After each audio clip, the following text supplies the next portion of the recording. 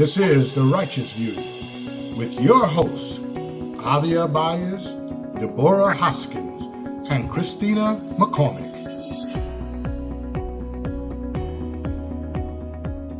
And Douglas, we've got to add you on there. Hey!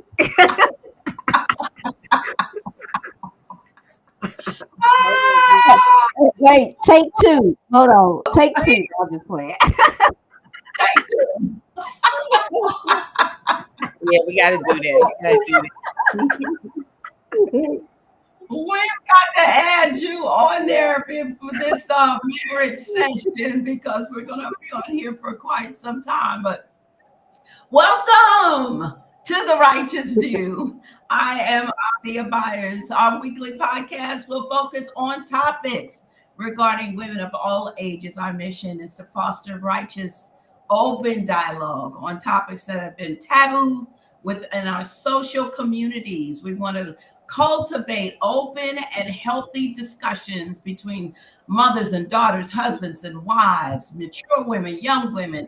And our goal is to educate and provide factual information to these demographics concerning our biological, physiological, and spiritual existence. So I'm introducing my beautiful co-host, Christina McCormick, Deborah Hoskins, and our special panelist. We're excited about having her on throughout this marriage topic is Patricia Douglas. Welcome, ladies. Yes, welcome. We want to encourage you to tune in weekly every Thursday evening at 6 p.m. Eastern Standard Time, right here for thought-provoking topics that will hopefully stimulate conversations and that are sometimes hard or uncomfortable. Yes, we are live on Facebook at the Hebraic Awakening and the Righteous View. If you missed the podcast, you can view it and past podcasts on our YouTube channels at the Righteous View. If you enjoyed the topics and the discussions have helped you in any way, please remember to subscribe, like, and hit the notification button. Absolutely. Okay, so we're going through this series called So You Say You Want to Get Married. So today's topic is questions you and your to-be spouse should discuss. So before you even, after you talk and after you feel that this could be the one, there are questions and conversations that you should have. And so we are going to jump right into that today with Christina. Just take it away. All right. So now I know a lot of us probably have not asked any serious health questions about our spouses, and we need to do better. We need to break that mindset that we have within our community. I don't know if other communities do it, but I know I didn't and I should have. And it is very serious that we talk about health issues because I found out I had the sickle cell traits. So because I didn't know when I had my first child, he had the disease and I did not know what was going on. I had never heard of sickle cell. Back then, it wasn't really talked about. As a matter of fact, when I gave birth and they tested him and they came, the grandmother told me she was looking all scared, and I'm like, why she looking like that? Because she was there. And it was because she knew about the sickle cell disease. And if you know anything about that disease, it is painful. Some of them are in the hospital all the time, monthly. It's hard to live a normal life with some of them. However, the Most High blessed me with Dominique. Now, I didn't know that there were different strands. Wow. Of sickle cell. So it's like you need to know not just that you have sickle cell disease, but need to know the strand of sickle cell that you have. And so back then, They just put me in a room as a young mother, put a videotape on. I'll never forget it. And basically, the video was saying that they only lived to about 5 years old and they potentially passed away. And I came out, I was like, I'm telling you, I was shocked. And it made me just so nervous with Dominique. However, I learned more and more, and he really didn't get sick young, so he had a different type of strength, thankfully. And I remember even when Dominique went through that brainstem coma, that the doctor was like, listen, he not gonna suffer from sickle cell if you keep him warm and he's hydrated. And he didn't. I could count on both hands throughout up until 10, even beyond that, he has had a serious sickle cell attack. He does not get sick like that, but that's not for everybody. His biological father passed. They lived to about in their 50s, and then they pass on, and he was in and out very, very severe. So it's very important, even with my children. I think 3 out of 5 children have the trait. So I tell them, they don't have any children right now, but you have to talk about it because you don't want that type of problem unnecessarily. And they used to ask me, doctors, I was young, why did you bring this child into the world? Because they really didn't know about it. And I would be like, because I didn't know, I was so uninformed. So the first thing I think that couples should talk about is genotype. Like, I know that's a big one, but you need to talk about it because not just with sickle cell, but say like with the breast cancer gene, you need to you need to talk about it. Genotypes play an important part when you are trying to plan a family. So it's highly important that if you don't know, you get tested. Didn't they used to do that back in the day? Well, before you got married, you had to get tested, and they stopped that because I didn't have to do that. Yeah, absolutely. We did. Yeah, we did. Yeah, because that when we were getting ready to get married, and that was what 46 years ago, when we were ready to get married, get our wedding license. We couldn't get our wedding license without having a doctor's having a physical and a blood test, because they do want to know if you have any kind of blood disorder, so you can be clear at that. And that's also where you may find out some health issues about yourself, because I found out, well, the doctor told me I had a severe heart murmur. I don't know what happened to it because no other doctor after that confirmed it, but that was something that he was concerned about when we got married. Wow. See, and I knew that. And what was the reason that they stopped the testing? I never knew why. I just knew that. I don't know why either, and I thought that was so ridiculous. I think it had something to do with not prejudice. What is it? It's some kind of act. Privacy. Was it HIPAA? Yeah, privacy? I don't know if it was HIPAA, because I don't even think that was even much spoken about back then when they stopped it. It wasn't. I can't recall why they stopped it, but I know they did stop it. In the state of New York, they stopped it. Some other states still had it somewhat, but in the state of New York, they stopped it, and then it was nationwide. Right. I wish they had kept that, but I think maybe done on purpose. I don't know. You know how it is here. The sicker you are, the better it is. Right. Absolutely. I don't know what would be a logical reason to stop it. Well, I hope people find out that they're related. That's what I was about to say too. Like, did you found out you were related? Because like for me, I come from big families. I mean, by myself, me and my brothers, the 2 living brothers, we had between us, what do we got? 17? I forgot. I count 17 kids between the 3 of us.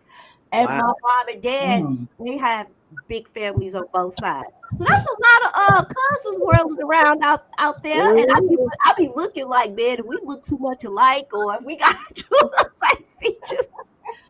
I be telling my kids, Mm. you gotta. And then let's talk about being a single mother, and you're not with that father, but Mhm. they have a whole lineage of other children that they could come up on. You know what I'm saying? Like it's Absolutely. wild for them to have stopped that. But that's something that we should look at. Blood type. Um, I don't know Absolutely. why we just don't talk about this anymore. But you need to know your blood type. It's something I'm like, man, I need to Yes, know. But you know what? absolutely. Just so happened you said that in Mhm. regards to blood type. A lot of people go to their doctors and a lot of them will not give you blood That's type. right. Yep. They will Blood not type. give you Yeah, your that's blood right. type. Yep. And that's the only That's time a true. lot of times you find out your blood type is if you donate blood. Yeah. Right. And they'll tell you. I had to find out because being a police officer, we had to put our blood type on our so Wow. I knew my blood type, Mm. but a lot of people don't, and they ask, and a lot of doctors they will not give They them. tell I you. don't understand why, because you should know Yeah. your blood type. Mm. I don't That is understand sick that. because looking at just a little bit, I didn't do a lot of in-depth studying, but say like if you are RH negative and then you marry somebody Mhm. RH positive. Now what they're saying is the first pregnancy, you may not have no issues. But if you have Right. multiple pregnancies, they said the mama will start developing antibodies against that RH positive child.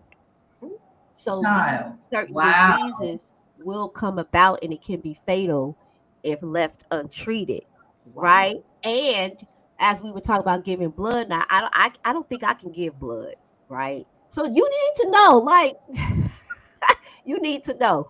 But say like an emergency and you need a blood transfusion and you have Exactly. a rare, that is so foul that they do not give Wow. this information out to us because that's when you find out when you need a blood transfusion. Just like with If you, sickle sellers, right. Yeah. they may need a blood transfusion, Absolutely. and then you find it out. Yeah, I just can't think of a viable reason why they stopped. Because it seemed to me, first of all, if you everyone should know what their blood Right. type is. And like me, I think I'm being positive, but I should know for Right. sure. Right. You know what I'm saying? You're right. Your doctor doesn't tell you unless you just ask that question. But when you go and have that blood work done, it's something that can be put to you. Oh, your blood type is blah Right. blah blah. That's a very very Yeah, I important. go to the doctor and they gonna tell me. I pull up. I was a nurse. You gonna tell me what my blood type is, so I can be aware, because that's foul. That is really foul. Really, that is. It really is. I don't know what the reason could be to um, I don't know, not Hey, share if that. anybody out That's there, any healthcare professionals, if you know why you can tell, please yeah. Please let us know. put in a chat. Please share with the righteous view. Please, please. Please. Wow, because that's just I can't think of a Yeah. reason to say, oh, that's not a good idea. Let's not do that Yeah. anymore. STIs now. I have been witnessing that there's a lot of people living with herpes. And so y'all know you see the commercials, right? And I'm like, why is commercials about herpes Mhm. coming on and y'all just cohabit? And I was like, oh, because a lot of people have herpes. A lot. Okay. Mhm. And now the medicine, I guess, is geared toward, well, since a lot of people have it, we just gonna make it to where y'all just can, still have sexual relations and not get infected. I don't know about that. I don't know about that. That don't sound right to me. But a lot of people Mhm. Hmm. are doing that. So STIs, listen, and as I was reading this, I was like, see, a lot of us, scared to talk about it, embarrassed to talk about it, but it causes fertility issues. For instance, I believe gonorrhea, like men, don't want to say nothing. Okay, what happens is you leave that Right. untreated, you got low sperm count. Then you wondering why your sperm count is low. And a lot of men in their Correct. younger years have a lot of sexual partners. They have a lot of STIs that they don't show symptoms. That's why they have it for so long. Correct. And Yeah. Blindness Correct. too. Blindness too. blindness too. See, so if you have gonorrhea forever, just because you may be asymptomatic, then you have a low sperm count, you never got tested, you too scared or embarrassed to even think about getting tested. And in women, it causes pelvic inflammatory disease. So how many of us are Disease. going around Mhm. with an untreatable STI all because we're too embarrassed to go Right. and get checked up? You just have to. I mean, you really do. You just have to. You have to let them do it. I don't even if we're married, we just need to let them check it. Let them check. And I think what happens a lot of times is because a person, if they be incapable, Yeah. Right. messing around, then they don't want Yep. them to know. And I know cases where people have gotten them where the spouse was That's messing right. around, have, having an affair, and then the other person they divorce, and the man, because they don't have symptoms, went and was getting ready to marry another young lady and gave it to Right. her, and she got pelvic inflammatory disease, and when she got pregnant and lost the baby, and it was just a big thing. He didn't even Wow. know. So he had to go back to his ex-wife and say, look, you need to go get checked up because I think you gave me something. Mhm. Wow. Because men don't get those Don't. symptoms. And the same thing with syphilis. A man can live with syphilis a long time, but if he gets it to a woman will die Mm-hmm. from it.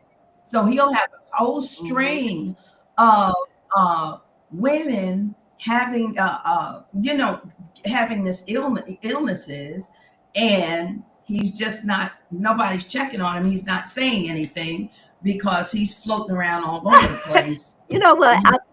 Doing, I'm sorry. I'm thinking because we are 2025, so we just gonna have to talk about it. So one thing that I told my children, I know they like my mom is crazy. Make sure that that's a man, and make sure that that's a woman, because because absolutely. because Absolutely. things It's so hey, crazy. We can go right here. and I know it looks like So a duck. you have to stop and say It is. Look, I know they was doing it back then. If it looked like a duck and it quacks like a duck, it still don't mean it's a duck. I know that's what we say. not anymore. That's what my daddy used to say, but now I have to say, Daddy, that can't Wow. say it anymore. So Wow. because Because they be looking quack. They be looking quack, quack quack, and you like, oh walking. no, baby, that's not a duck, sweetie. That's not a duck Wow. because sex change, actual sex change, they have evolved Mhm. to because I teach high Absolutely. school, we had a high schooler. He was going through the process and you could tell that he was being rounded out with hormones, but I could tell that was a boy all day. But he was rounded, he was beginning to round out, like having little hips, and stuff like Oh. that. To where one little Hmm. boy, I didn't say nothing. He popped. He was like, he was digging on her. I said, what? 5, 4, 3, 2, 1. And it took him a few days, and he stopped coming to that classroom cheesing. I said, that's a little boy. Oh my goodness. That's a little boy. But Better know your even place. watching a TV show, so we have fluid relationships. We have what do they call it? All of the names I forget because it's past bisexual, y'all. It is fluid. People can be um attracted to men only in the daytime. At night, they may want to try a woman. It is fluid, you Yeah, know. I heard about It's all of that. fluid. I heard about that. That's crazy. So then you have open relationships that's becoming more popular. So you have married people, even homosexual relationships, they are open. So you have a lot of promiscuity going around here because people are just open and fluid. So you need to ask your partner, I'm serious. If it's a woman and it's a man, Yeah. have you ever slept with a man? That's hard to say, but I you mean, need to know.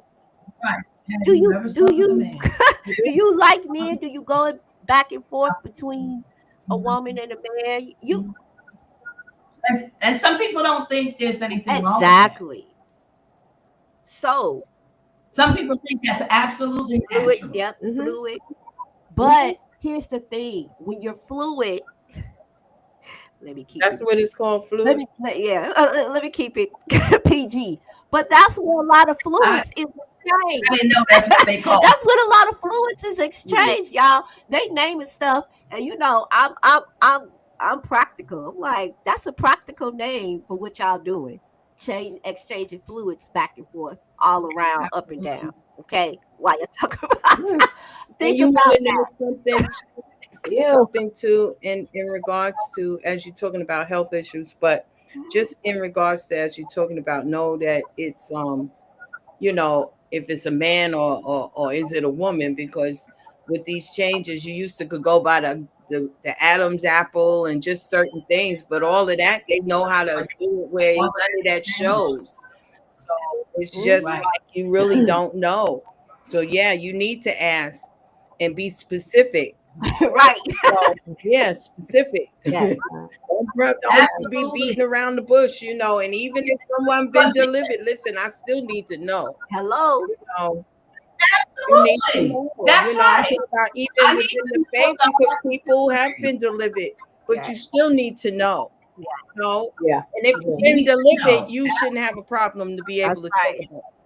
Exactly. Dealing with So it, these right? things Because should that be was part of addressed, your but deliverance. also things too that I'm hearing about also is that you hear like women will say, well, I'm still a virgin, and but yet they do everything else. Mm-hmm.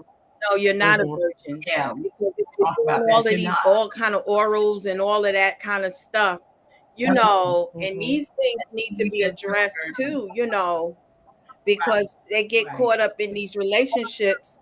And even though, you know, and they said, oh well, you're still a virgin, you know, you can do that. No, you can't. And know that it's Yeah. still a form of sex, and it's still, you know, and I know that we're dealing with those within the faith and out of the faith, but bottom line is you need to know and know that all of that is still sex. It may not be intercourse, but it's still, you're doing things that you shouldn't. And Yeah. Right. and it can cause health issues. Yep. That's what I was about to say. It can These are cause health health issues because issues. doing this, all of that kind of other stuff, those are the things that really will get you killed, you know, Yes. you Yes. know. And just as you talked about even herpes, that's a disease that's non-curable. Right. And you Mhm. cannot never Correct. not have it. You will have herpes unless you deliver it and the Father heals Right. you. Right. Can't do. But herpes in itself is something you live with for the rest of your life. I want y'all to know that as an ex-nurse, all the nurses, doctors, healthcare professionals out there, you know, it's sad, but it is true. And that's why I said, okay, people learning to live with these types of illnesses and diseases. Of And diseases. they're like the statement, Miss Wendy, Sister Wendy, we see you. Fluid, you know, because I was watching a TV show and it was a great TV show, but then, you know, the couple, they were gay, but they were, listen, they were open everywhere they went. They were seeking out another partner everywhere they went. So why are you married? If I don't understand what open means to an extent, but if you seeking out somebody every time, y'all passing stuff on, and so we really need to push, right? Dangerous. Push. I'm trying to say it That's nicely dangerous. because I can just hear the old woman. Keep your legs closed. What they say? Keep your pants Dangerous. up and your dress down. I mean, you know, Spirits. I don't know how else to say it. Because it's getting worse. That's what I'm saying. You know, I told y'all as a nurse taking care of elders, y'all, the Yeah. Mhm. and these were rich elders. I worked for a super rich nursing home where they did not take Medicaid. They did not take any poor people. Those were rich people. But those rich people, honey, would tell me some stuff about their sex life and why they were in there and had some of the conditions that they had, y'all, like not being able to hold your bowels in. And they would tell me, and I'm like, Mhm. I'm like young. I'm like, All that. All from that. From that, y'all can say that. what y'all want to, but I am a nurse. We see a whole lot and hear a whole lot. Like the lady, and I know your service can fall out, but I know what they told me. I was in college, and one of the young ladies, I was like 19. I don't even think I was 19 yet, and they was taking that girl out of the dormitory in an ambulance because she liked to have sex rough, and she was bent over and could not stand back up, Let me stand up. and she was telling it.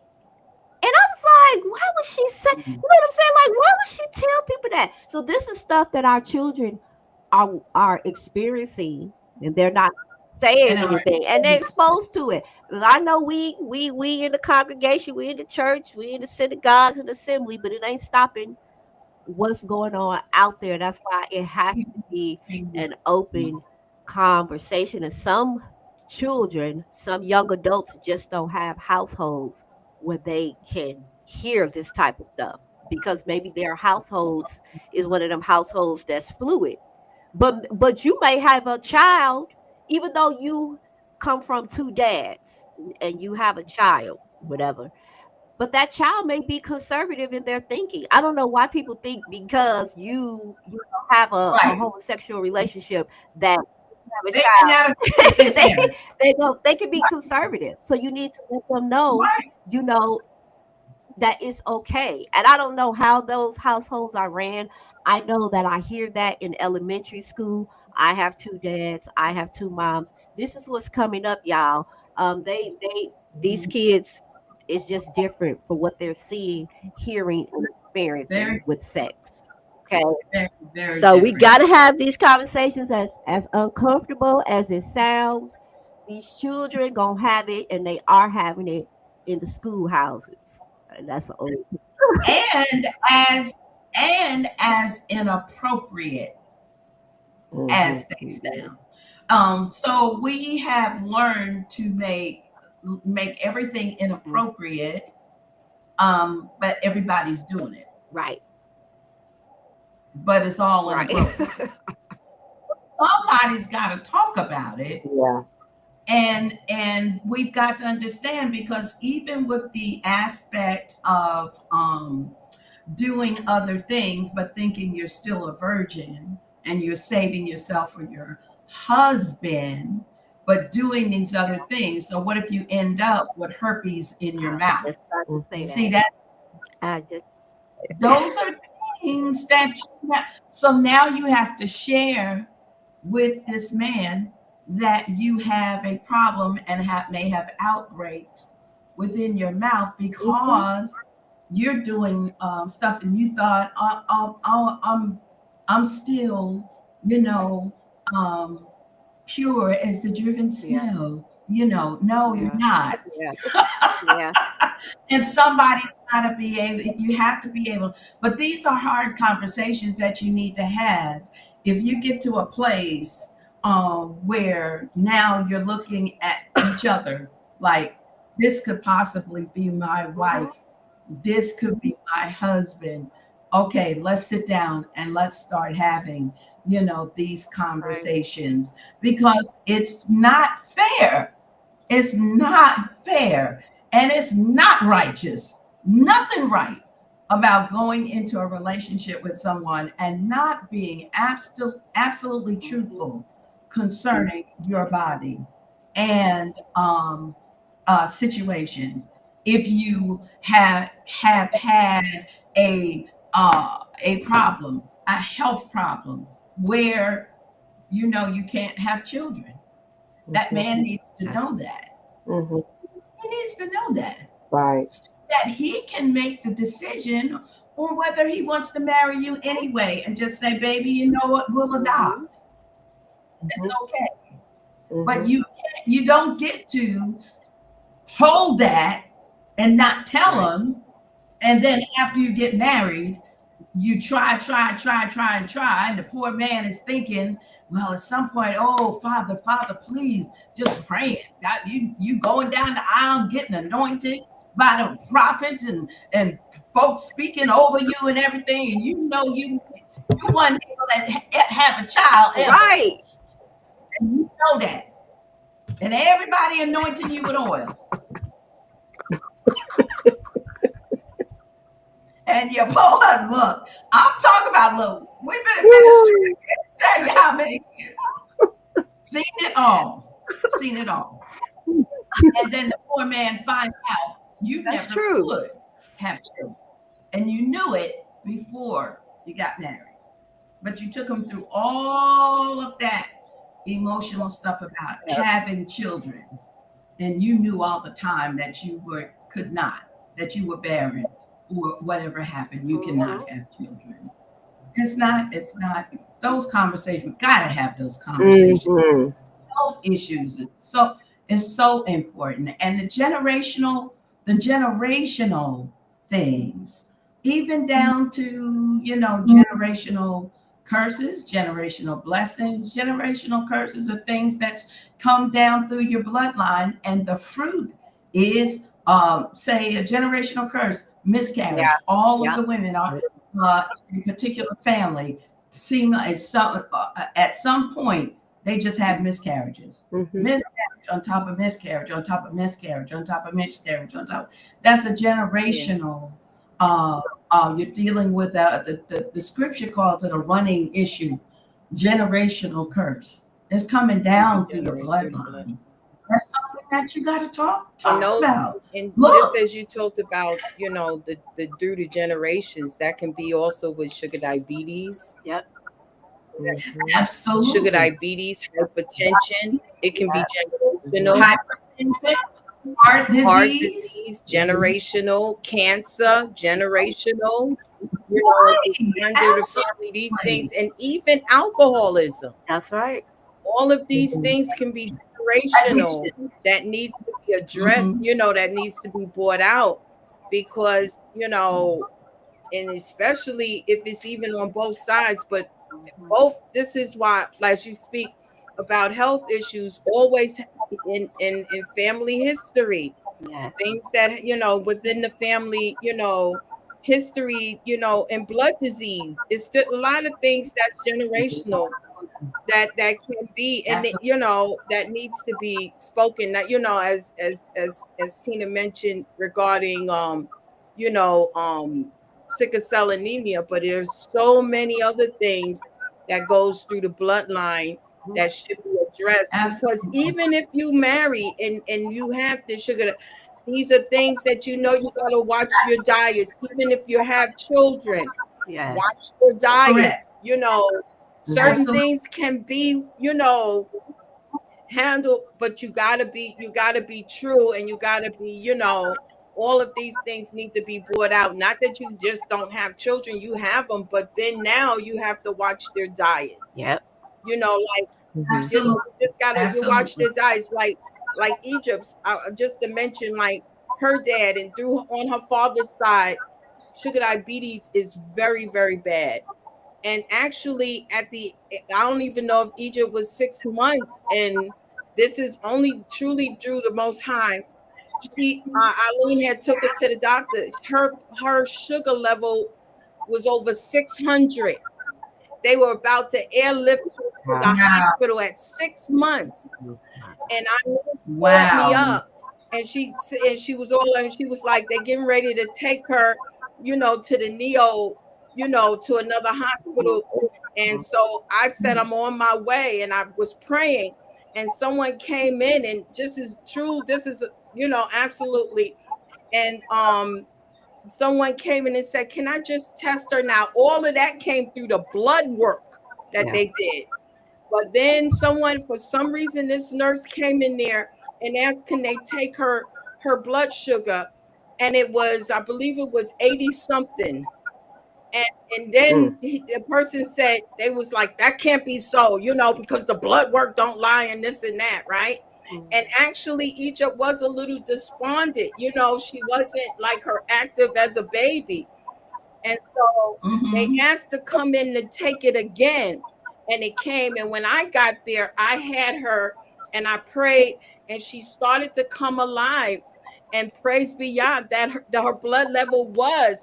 And so even though she has never had that outburst ever again, and I believe she was healed, but she's still got to be watched. Yes. Ever so often. But even now, we don't give her a lot of sugar. You still, you got to still watch their diet.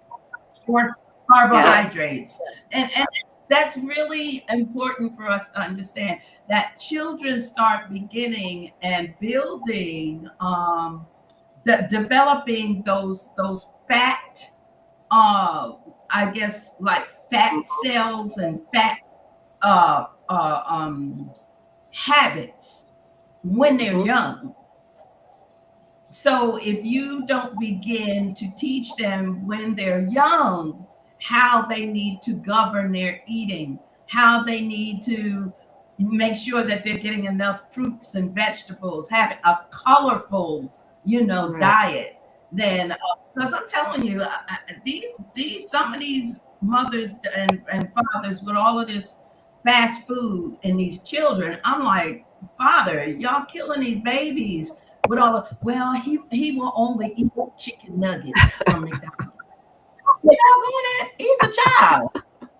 If you wait for me, chicken nuggets, all you getting, brother, you in trouble.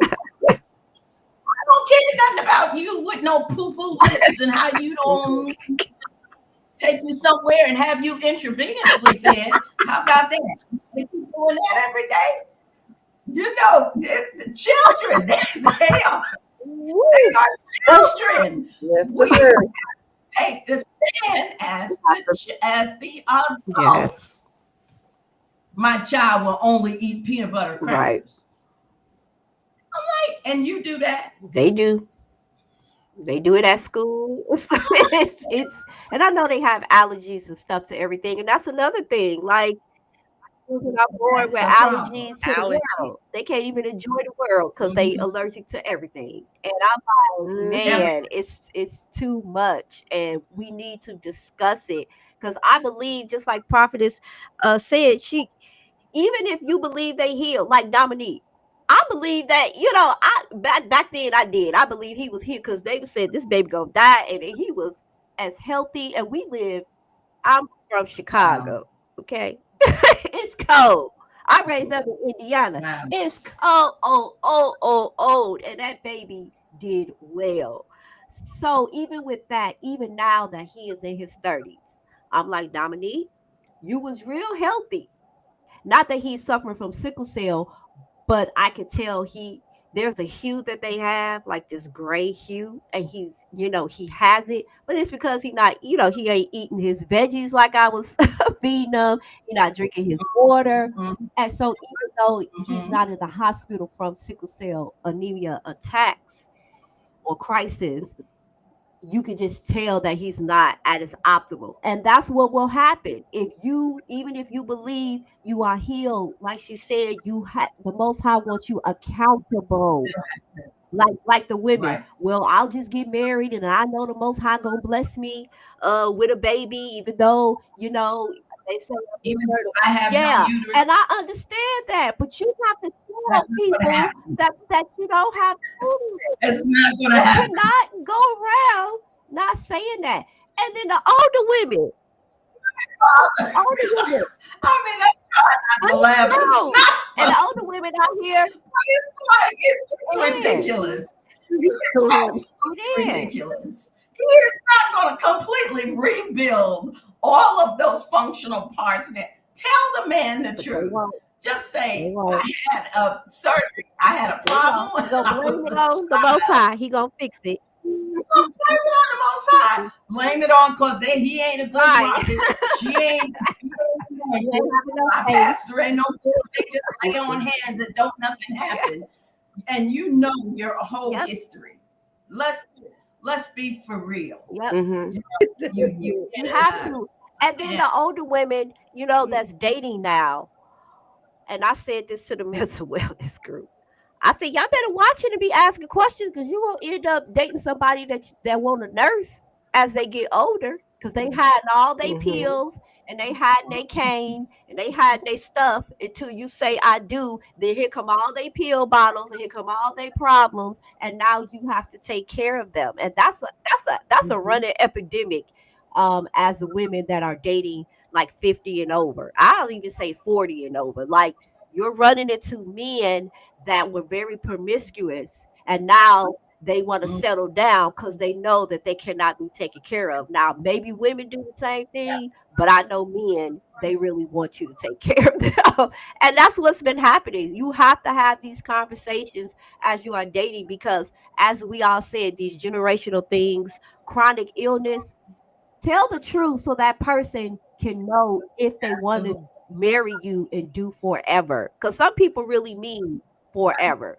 So let them know, hey, I have this chronic illness and we need to discuss it, because what is that going to look like as we get older, grow older together? Because some people tap out as that illness gets worse. People leave their spouses in the middle of a chronic attack. And I'm like, dang, that is so foul. But it's true because maybe you did tell them it. Maybe they said, oh, yeah, but they really didn't mean it. Like, these discussions you have to have, and you need to know your partner. Some people are not caretakers. They just not. They don't have it in them. And I don't think that makes them a bad person. Some of us have a caretaker spirit. Some people don't. They'll pay for you to get well. You know what I'm saying? Like, they'll finance, but you can't deem them, oh, they're evil because they didn't want to stay with me because, I have sickle cell disease and they don't want to. They cannot take that. And that's their right to know, and you must tell them. That's their right. Absolutely. And that's going into a marriage, a relationship in truth, in righteousness.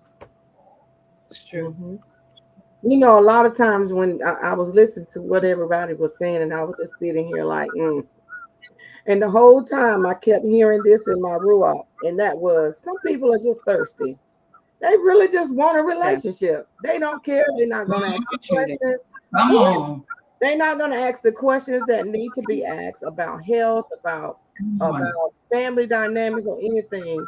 I was ministering to a young lady probably about 2 or 3 months ago, and they had started out in our wedding class, like coming and getting getting premarital counseling and stuff like that. And she come to me one day and she said, well, we getting ready to get married. And I said, well, you need to wait. Because she said, what do you think? I said, you need to wait. You're not ready yet. You don't know enough to marry. Well, I heard the Most High, and the Most High told us to get married. You wasn't in the marriage a good year and a half, and now you're saying, well, I found out that, he was lying to me about his life and what was going on in his life. He had other children she didn't know about. He had a lot of stuff going on. They couldn't even consummate their marriage because he had ED. So she was really in a bad place in her mind. Like, I can't be with somebody that's lying to me all that. I said, and then she looks at me and says, you were right. I should listen to what you said. And it made me think about them, and there's countless others that, go into these relationships and don't ask those very important questions. Like, how do I move from here? But see, that's what premarital counseling does. That's It right. helps you in that way, because that person that's counseling you is going to ask those questions. Well, have you all spoke about, do you have children? If the man got children and the woman don't have children, can your wife can she discipline your children? These are conversations that need to be had. But if you happen to, discipline the child and they don't discipline the children, you're gonna have a problem. There's a conflict there, because we didn't discuss that. Do we want more children? Do we, just want to stick with the children that we already have, or Right.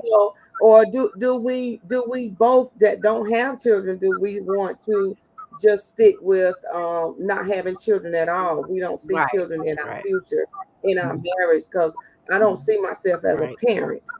So it's like, but a lot of people, I kept hearing it over and over. It's a lot of people that is starving for affection.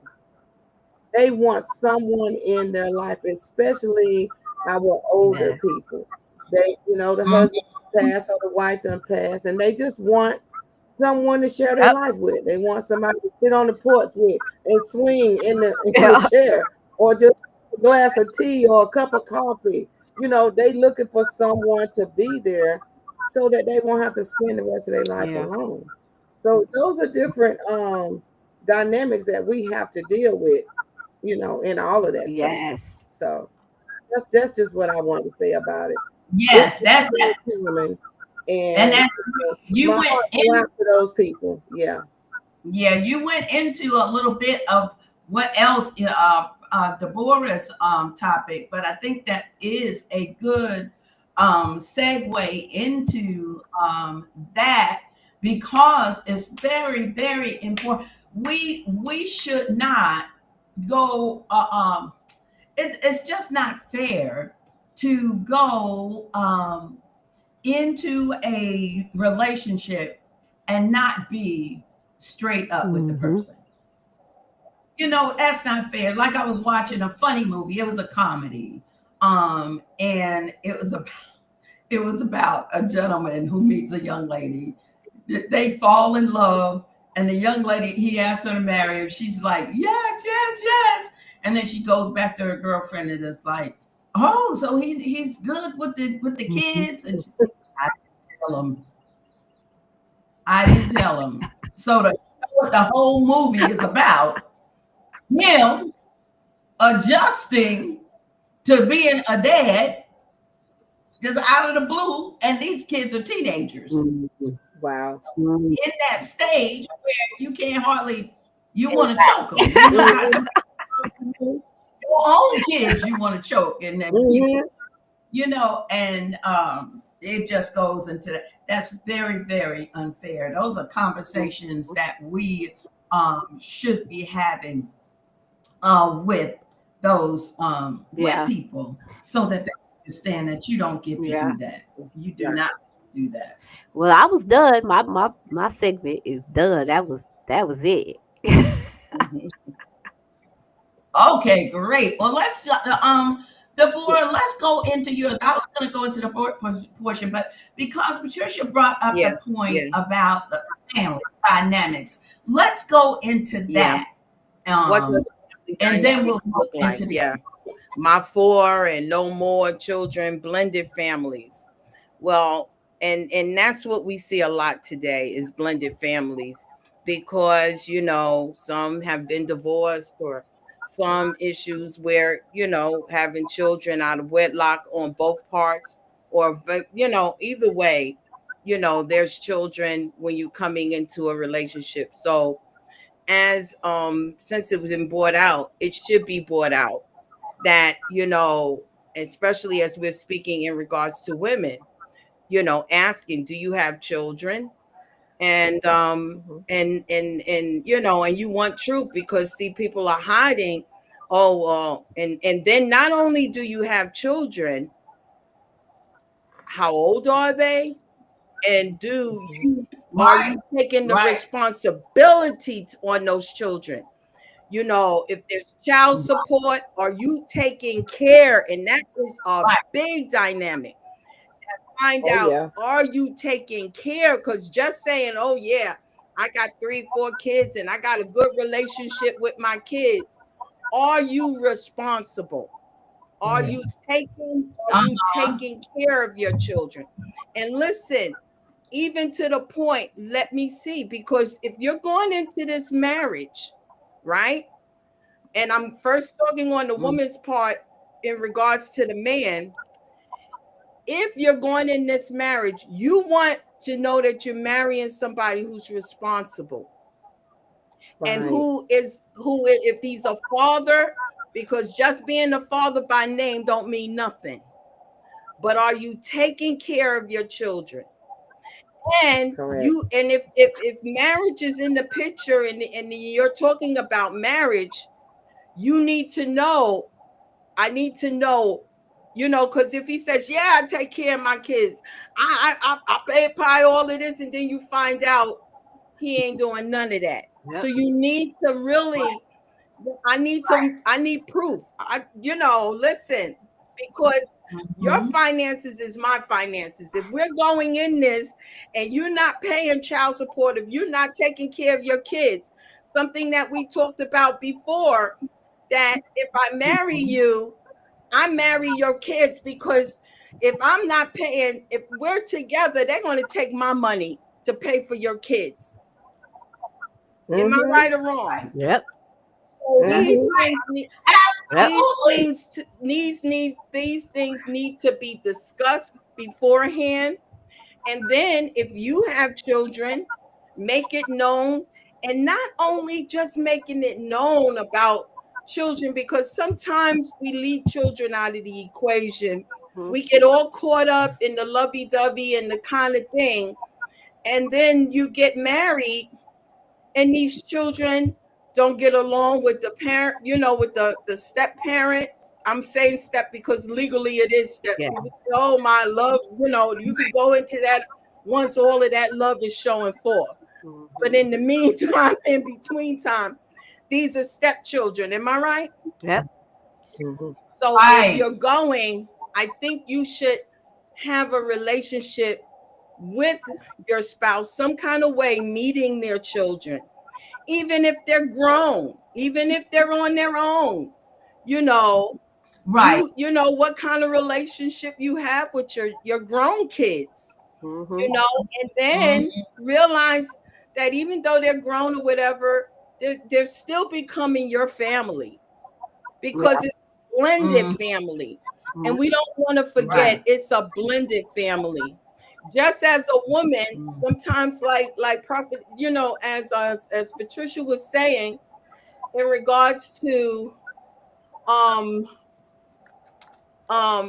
thirsty, just wanting relationship, and you leave your children out of the equation. You get caught up in the relationship, and now this man comes, and now you're together. And if you have children and they don't have a relationship with this person before you marry, and then all of a sudden, now you're all living together. The kids can't stand him. Right. They can't. Now you got a ball of confusion because you think your marriage is going to last and all of that. It's going to take a lot of work. And these are things that has to be brought out in the forefront.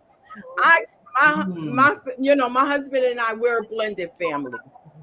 When my husband and I, when we got married, he has one daughter. I have, a son. I'm just talking about biological, because we see our kids as our kids. Yeah. Yes. So my stepdaughter, when I first met her, was 13. When we got married, she was 17. And her and my son are 10 years apart. But they had a bond before we got married. Even my husband, before him, actually what made me love my husband and marry him is because he had a relationship with my son. My son, the love that my son had for him, that they had between one another, really allowed me, because I wasn't even looking to get married. truth be told, I wasn't. It wasn't even in my equation. It wasn't at the time. All I wanted to do was serve y'all. But the relationship that my husband and my son, and he was very young, because at the time he was almost 3 years old when I met him. And and he took time, and then he went to a daycare where his daughter went, and so they created a bond. And then and my husband, he would just do things with him. And sometimes I didn't even, they had a relationship. And so the dynamics was just a wonderful. When we got married, me and my stepdaughter, I hate to, my bonus daughter is truly like my own daughter. She's, she's old, she'll soon be, next year she'll be 50, but I love her, my grandkids. It's our family. My son is not, as seems like his step is his son. So our relationship all together is beautiful. We even got additionals, within the dynamics now. And they all get along like they're all siblings, So that's more important, because if you don't have, your children have a relationship with the one that you want to spend the rest of your life. Just as we said, this is a life thing. It is not until the feeling's gone. Marriage is lifetime. Yep. Am I right? They don't always be that, but it's supposed to be lifetime. Right. That's what we go in. We don't go in like, oh, if this happened. No, you go in with the expectation of life. Yeah. Yeah. So in that life, if I have children, I want my children. I want my children to love you. And then I have to, and then knowing that you're the head of the home, I'm speaking on a woman, then I know my child has to have that respect and see you as that head of the household. Because if it's not like that, I've seen the dynamics where you don't touch my child, and my child, I take care of it, and there's hell. Yep. Hell all the way around, because you have already, this not blended. It's still separated, and you're trying to bring it together because you never worked at bringing it together. And that's something that has to be done before the marriage. Yes. And truth got to be said. What children, if I have children, I let you know all my children. And as it's been said, if men have children, how many children you have? Are you taking care? Have you taken care of your children? Because then also, if they haven't, and you get married, and these baby mamas, because you're going to deal with baby mamas. Am I right or wrong? Yep. Because these children have mothers, and it may not all be the same mother. So if you marrying and I got children, and you doing for mine, and you ain't did for yours, we got hell. It's just, you got baby mamas, you got daddies, all of these things got to be all of these things got to be dealt with, so it can be unity and truly oneness in that marriage. That's right. Yeah, absolutely. That is wonderful. It going into those relationships, and that's when I thought about my 4 and no more. Then he needs to know if you're not interested in having, like Patricia was saying, he needs to know if you don't want to have it. I meant to bring that up. Yes. Yeah. So you need to say, I have 2 children. I'm done. I'm not interested in having any more. And then he can make the decision on, I really would like to have, if I get married, I'd like to have another child or more children with that woman. And then you can make an informed whole thing. This is all about making an informed decision. Marriage is hard enough between 2 sensible people who come together to try to build a life together. It's very hard. And as my husband would always say, it's like you have these 2 entities here, 2 different entities, and they are trying to become one. And there's force, there's pressure, there's pushing, so that is hard enough. But to bring in another dynamic that you didn't even discuss, or it pops up like, you come home from the honeymoon and now your mama then dropped off your kids to your house. Your husband don't even know he got a kid. But you came home from the honeymoon. Well, I'm telling you, it happens. I have people in my family got married. Wow. And they got married. Ooh. And got a baby, y'all. He is your son. Yeah. And that's true. Like you said, that, you got to discuss, because you both have children, or maybe one do and one don't, if you desire to have more children. And that was something that we did discuss. And we, discussed the fact of, having more, because I was still in childbearing age, of having, more. And we both agree. And, we even tried, and even it just didn't, it didn't work out. We even went through, I have to say, we even went through infertility, different things to, to try. And it just, we could have went even further, but we just, we just said, if it happened, it happened. If it don't, it ain't meant to be, So in essence, all of these, where you're all both on the same page. And that's more important. That's what's important, that you're both on the same page, whether it worked, whether it happened, but that you're both in agreement of what, your decision. And these are the things that you have to discuss. Yeah. And let me say this one thing before we go on to the work part. And if Patricia, you have something, please do bring that out. But we can sometimes get to a place where we think that the woman is not being submissive if she has an opinion on that. She's a grown woman, and she has the right to say whether it's her opinion. So you can move on to someone else and see if you can find someone else.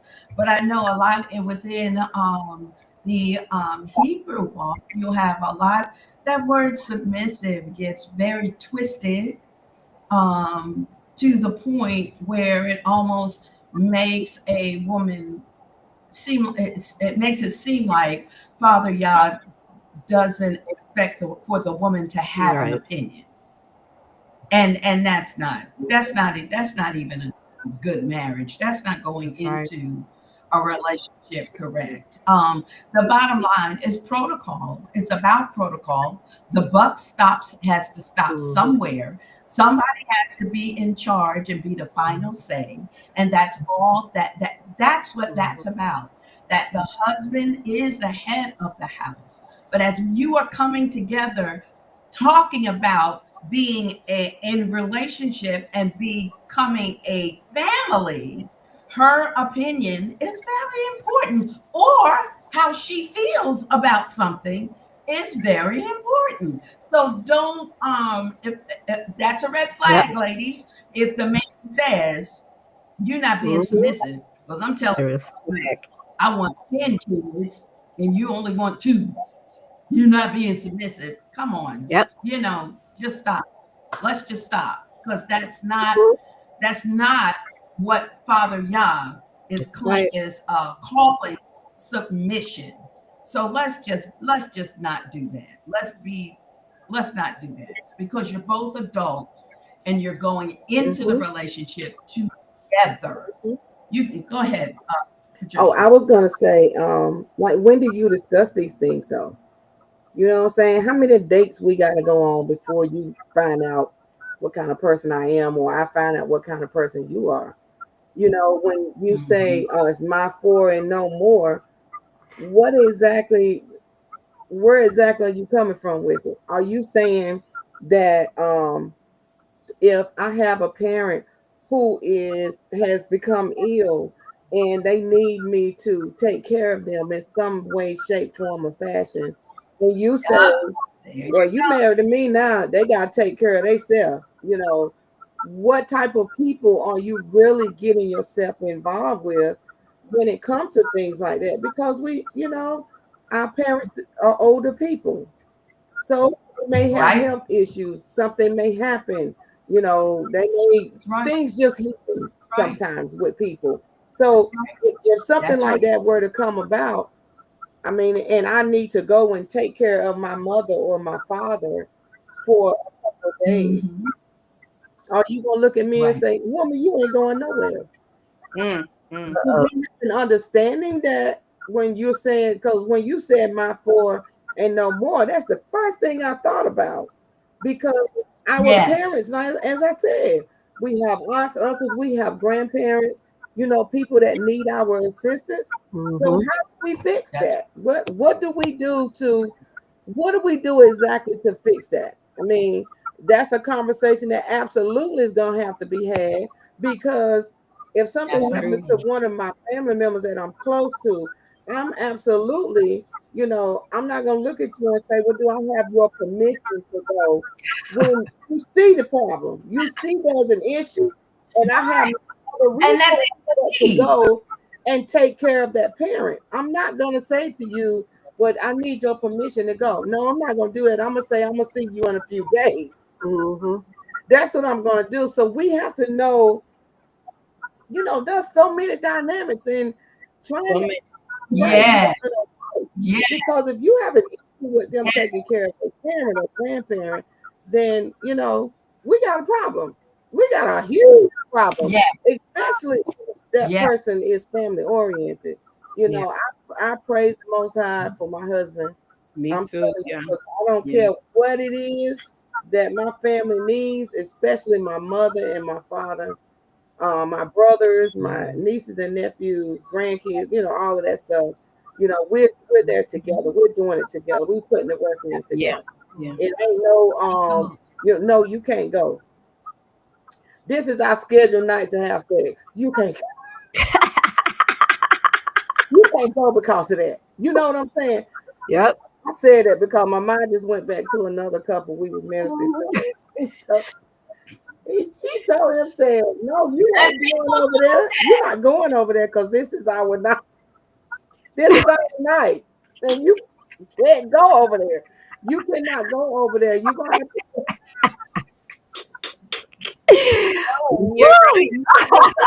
This is date night, or this is, it wasn't that. It was like, people schedule their times of when they want to make love.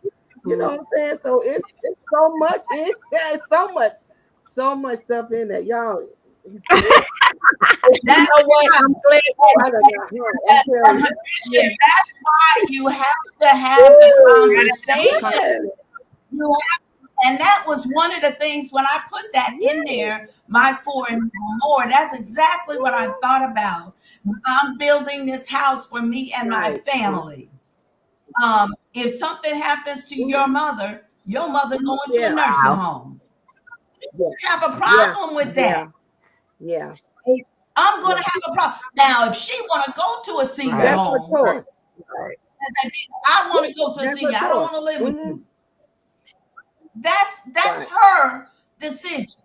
But if something jumps off and they need to be cared for, and you want to look at the woman and say, "Oh no, I built this house for you and my and our kids. I ain't your mama to come and stay, or your auntie."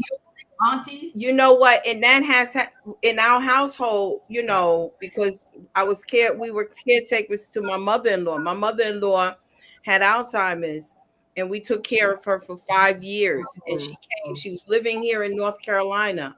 My husband, he called me though, but the wonderful thing is that we're both family oriented. Right. And that's important. Yeah. And that's what I understand, Patricia, when you were saying that. We're both that way. So he called me up and said, I can't leave my mother like this. Yeah. So because I said, well, bring her on. Yeah. And she came and she lived with us and we had, wound up having help, in different things, getting home attendant and different things. But she lived in her household. And the bottom line, we were her caretakers. And even though you can have siblings and everything else, everybody don't step up. Something that Tina said. True. No, Everybody right. is not a caretaker. True. You gotta understand that. You can't get upset with family because everybody ain't everybody. it isn't in everybody. Mm-mm. So when you Right. take that responsibility, you take it. But one thing that I love, thank y'all with my husband, that we handled it together. On me. Right. Sometimes you do, and that man goes, well, you, and so you the one doing everything, and he just comes and do whatever he wants. But we took that responsibility together. He would get her up and everything. And then when we moved here, my aunt, who was like a second mother, my aunties, one of my aunts took them, and took her in, and she was with us for over 3 years, I believe, 3. And during that time, we worked together, and that's what it's all about, working together. It ain't, that's a woman's job and that's a man's job. You work together, and that's what makes the bond, where it's not hard on one in particular person. Certain things that you as a woman dealing with a woman, you just have to, but for the most part, you work together. Yeah. But then that's where you have to know who you are marrying.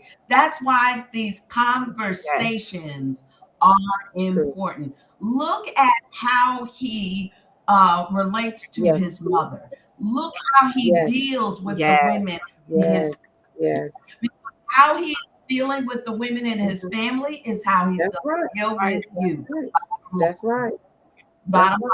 If he nasty and cranky and act all chauvinistic and bullheaded with his mama and his sisters, guess what's getting ready to happen after the honeymoon? That's right. When scripture says husbands love your wives as Hamashiach loved the assembly, when that scripture says that means you work together. That woman will be submissive to her husband when he loves her as a Mashiach loves the assembly. The assembly. And then you're submissive to one another. Right. Wasn't that the scripture says that as well? Yep. We see that. Okay, sir. Thank you, sir. He got rehearsals. But yeah,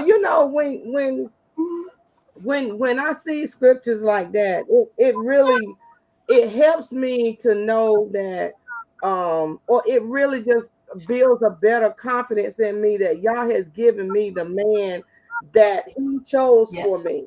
I done been married before. Y'all done heard about my little stories of these busters that I was married to before. But when you married because you burning, that was my first marriage. You married because you burning, you feel like, oh, well, I done got saved, so I want a husband just like me. You in and out. You got a foot in the church and you got a foot outside the church. So you doing all of this crazy stuff, and then you done cried and cried and cried for a husband, and you finally get him, and he a buster. He's no good. He's absolutely no good.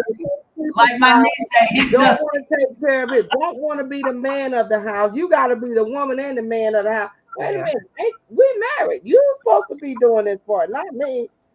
So like I said, when there's so many other dynamics too, you think you want to get married.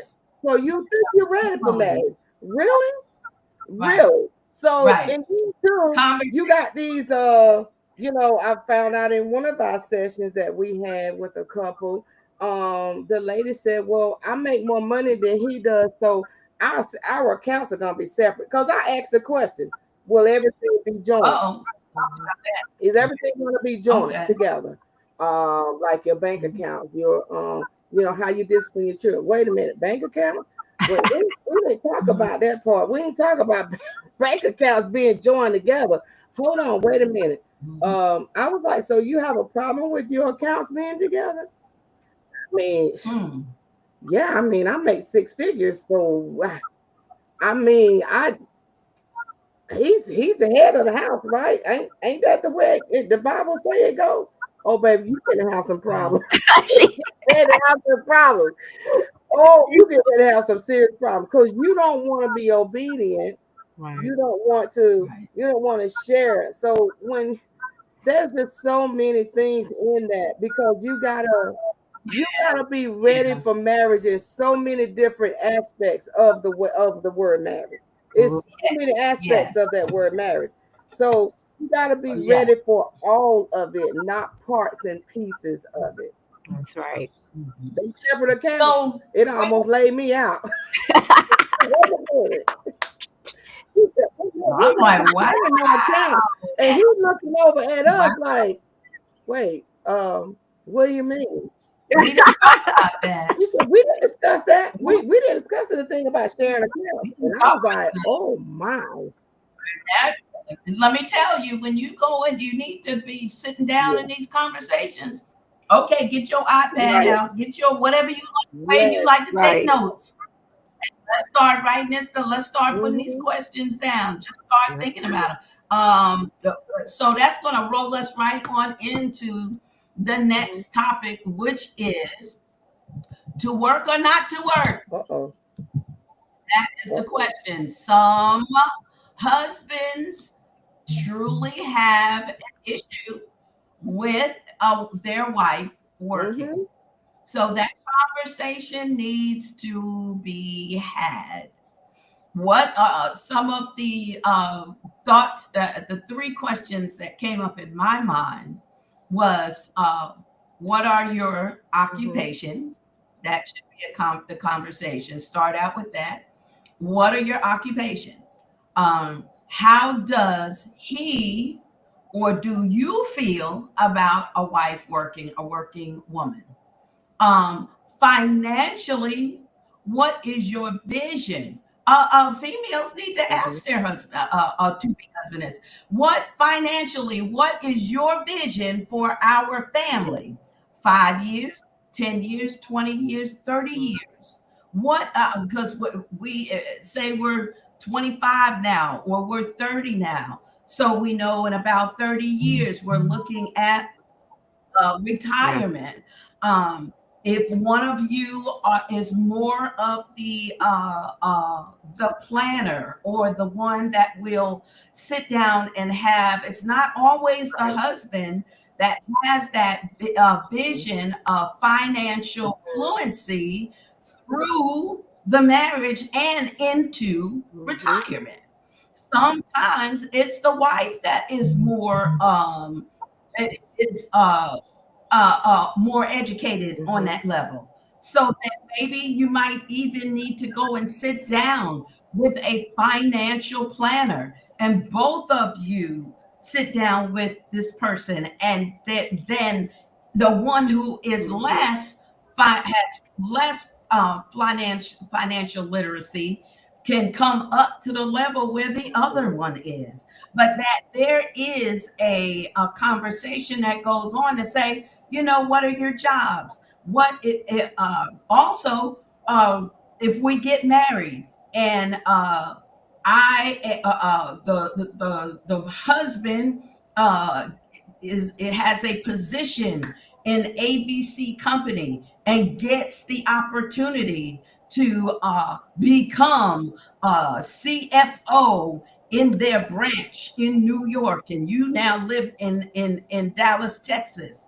Now you have to make a decision. We're going to make this decision to move the family to this area. What if she is in a position where she's like, I like my job? That's a conversation you need to have. She's a professional. She could be a doctor. She could be a law firm. She could own her own business. She could own a chain of restaurants down there, and really her presence need to be there in order to. But then this conversation, what would happen? What would our family look like if something like that occurred? Shucks, it might be where I know families where it was the wife that was making the higher salary because she had the degree. And the husband was like, you just had a baby, so I'm gonna go home and take care of them. It doesn't make him any less a man or any less the head of the house. And I'm like, that woman was one of my bosses in New York. And that lady was over like 5 or 6 of the salons that was owned up there. She owned that franchise, about 5 or 6 of them. She was the boss.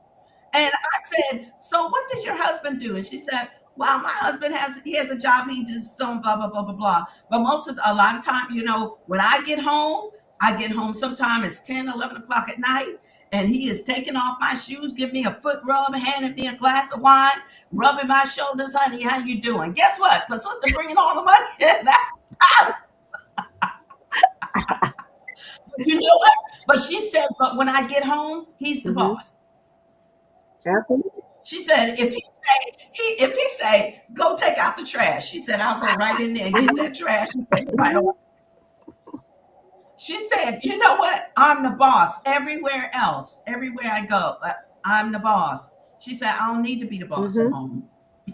Right. You the boss. You the boss at home. What you want to eat out of you, I really don't care. Where you want to go, I don't care. Whatever you want to do. You would like that. You like whatever you like. What food? Whatever you like. She was like that because of her position. But the part that I loved about her talking about that didn't make him any less the head of the house. And that was really beautiful. Because it didn't matter that she was making more money. It didn't matter. And knowing people where he was the home keeper, that the wife was out there diligently working. The children were young. He was homeschooling the children. Sometimes we get to a place where, some men may have a problem with that. So that needs to be a conversation. Absolutely. Just so happy you said that. Actually, my son's biological father, we had talked about getting married prior, when my son was born. But even prior somewhat to that, as we were talking, when I had first met him, I wasn't making the money that I hadn't became a police officer. We were both, he started working for the city, but I was working in a less paying job, and I was working for the city. But I say this to say is that when I became a police officer, he kept telling me, you're going to change. And I said, I'm not going to change. Now, prior to me becoming a police officer, because he was always, he was a giver. He even taught me how to budget. He taught me a lot of things, how to handle money and everything. He was my best friend. And, we talked about things, but he just couldn't handle when I became a police officer. I didn't change, but he did. And he couldn't handle it. I mean, he even wound up on drugs. I mean, because I guess he felt he couldn't take care of me, and actually I was telling him, I said, with both of our incomes, we could really do great, but he couldn't handle it. So, yeah. And that's, what, that conversation, because men, if they look at it differently, say, like you're saying, as long as you make him feel like he paying the mortgage, he's paying all of those necessary bills that cover the house, I think that would make the man feel, I'm not a man and a man will have to come on, but because I know a personal situation where it's like that. And he stays at home, homeschools the kid. That don't make him, we make sure we say that don't make you less than a man. He bring him home income through another source, but he is at home, most of the time, and he's a manly man. And as long as you pay it, you know what you need to pay, and you're feeling like, because men need to feel like they taken care of. But like you said, in his mind, he didn't see it like that. But if you covering the most of the bills anyway, it doesn't matter. My money that's coming into the house can be for investments, can be for saving, can be for vacations, whatever. So Right. I think these conversations are really important, because that bruises men's ego from what I've heard. And I'm saying just pay the bills like you was paying it anyway. Just because I may be making more money don't mean you stop paying the bills. Or you gonna pay these bills, you gonna take care of you're gonna take care of this. Um, You do what makes you right. That And makes you feel. actually, And we were making, he was making, it wasn't that I was even going to be making more. He was making good salary, but it would have been, we would have been more like on an even level. You know what I mean? And not that it was like, oh, well, I got my own money, I'll have my own. It's the fact that he just feels like I gotta take care, and if you making that money, you're going to change leave whether you him. do it or not. That's already in there. It's mine. And you know the thing, my husband has never had a problem with that. And he would be like, okay, you want to work? Okay. I mean, he never had a problem with that. And I remember when we were getting ready talking about having Lori, our daughter, and we sat down and talked about it. And I said, I'd like to stay at home. And he said, good, that's fine. He said, you don't want to go to work. He said, I never said, you need to go to work. You need to, because I've heard husbands say that. Oh, you need to get out here and get a job, because we need to. I've known couples where they divide everything. Wow. Everything is half and half, like they're partners, like they have a roommate. That's how they live. The light bill is divided in half, the gas bill, the mortgage, the car payment. He pay his car payment, she pay her car payment. They pay. Everything is split up. That's just too much splitting up. We just put our money in, one big, and it just makes sense. It feels out of that. All of that. Did you pay your half of the mortgage? I mean, that foolishness. I don't know. And when we had Lori, I went home and didn't go back to work. I took some small, after she got a little bit older. I would, go do some little temp jobs, little reception jobs, temp jobs to make a few dollars or whatever. But yeah, he never was like, you have to work or you have to stay at home. It was always very, he was always very reasonable and very, just what do you want to do? Yeah, I hope women have more conversations like this, because you really need to know that. Because for me, my children are grown, and my husband like, work or not work, and I'm like, and then I be feeling guilty, like I ain't even got no little kid, but he wants me to do me. So like you said, you need to know what type of man you have and what type of man you desire, because my husband, he is just the type that likes to take care of his family. It doesn't diminish other men that may say, baby, I need help. May have to work for a year. It doesn't diminish. It's just that's the type of man he is.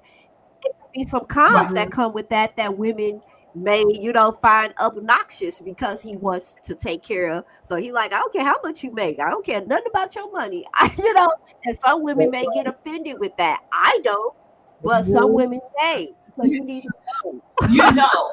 And it's very true. I remember my husband's uncle saying, and my husband said this, that his uncle told him, okay, James, that she get married. I mean, no matter if she have a job or not, you need to make sure that you can pay everything and take care of that house.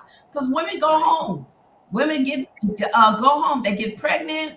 They have issues. They go. Sometimes they get sick and tired of putting up with foolishness with people, and it's easier to go home and take care of your family. So he said, so don't depend. He told James told me that. He said, you should not depend on your wife's salary to be able to. You should be able to take care of your family.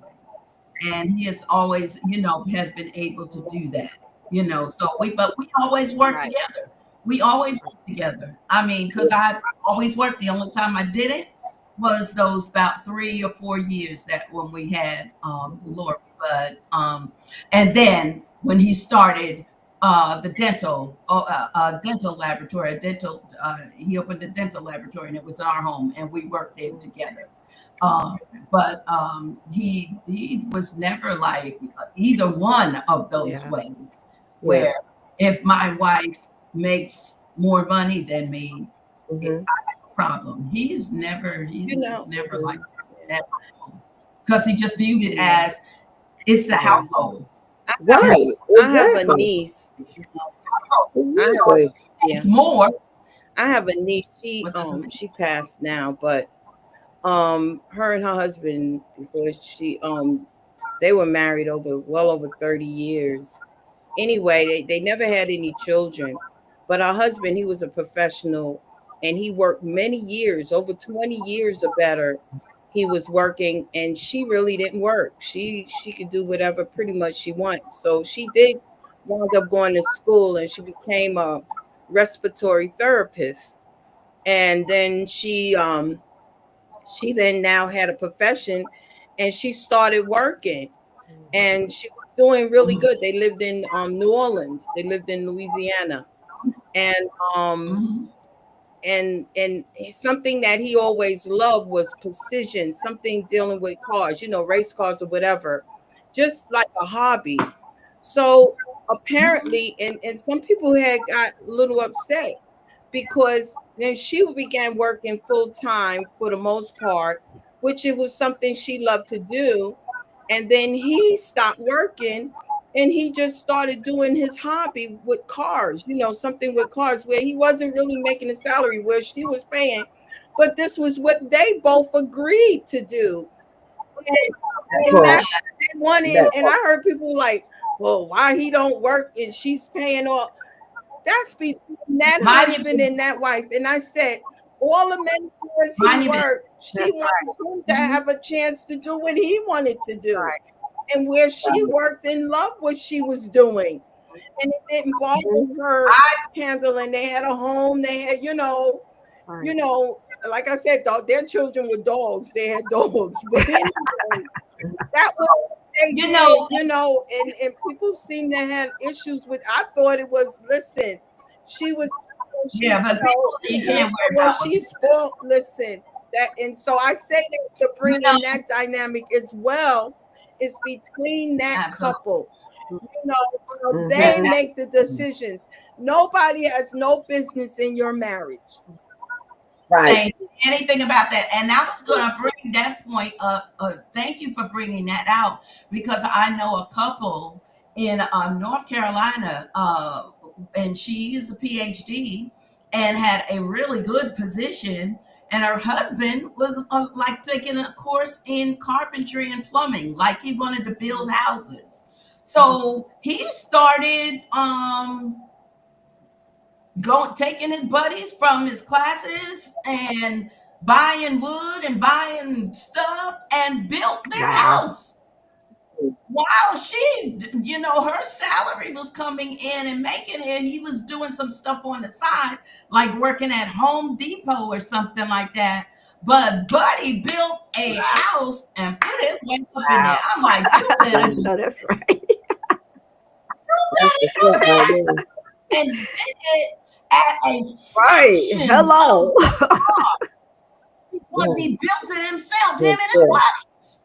I'm like, I ain't nobody mad at you. And I don't know if anybody was saying, well, you need to get a real job. He working at your husband work at Home Depot and you a PhD. Mind your business. That's what you do. Yeah. Yeah. But, So work works for my house, don't work for yours. So exactly. keep And it that's moving. Keep it moving. Yeah. You have to, there's so many dynamics, so many variables, especially when you talk about finances, talking about working. You may have a person, it may be a scenario where you have a person who has a professional position and another person who has a professional position, but they work remote. Yeah. I have my nail tech. She has a salon, and now she's getting ready to buy another salon in Accra. And her fiance, he is works remote. But guess what?